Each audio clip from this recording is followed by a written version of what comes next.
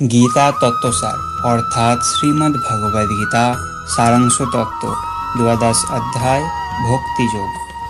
অর্জুন বিশ্বরূপ দর্শন করিয়া শ্রীকৃষ্ণকে বলিলেন, হে দয়াময়, জ্ঞান এবং ভক্তি পথের মধ্যে কোন পথ শ্রেষ্ঠ তাহা আমাকে বলুন।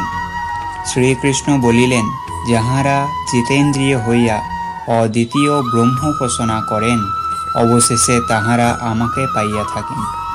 কিন্তু এই পথ কষ্ট সাধক, আর যাহারা সকল কর্মফল আমাতে অর্পণ করিয়া ভক্তিচিত্তে আমারই আরাধনা করেন, তারাই শ্রেষ্ঠ পথের পথিক।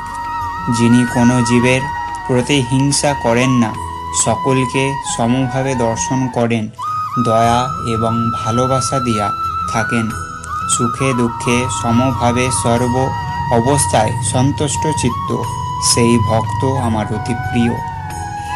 প্রকৃত ভক্তের লক্ষণ কি, তাহাই ভগবান শ্রীকৃষ্ণ এই অধ্যায়ের ত্রয়োদশ শ্লোক হইতে 20 শ্লোক পর্যন্ত বিস্তারিতভাবে ব্যক্ত করিয়াছেন। সদ্গুরুর কৃপায় সাধন মার্গে উন্নতিশীল সাধক ক্রমশ এই সমদয় অবস্থা নিজে নিজেই অনুভব করিতে পারিবেন। বাস্তবিক এইরূপ অবস্থায় না আসিতে পারিলে ভগবানের প্রিয় ভক্ত হওয়া যায় না। ভগবত ভক্তি লাভের জন্য স্ত্রী পুত্র গৃহ সকল ত্যাগ করিতে হয় না।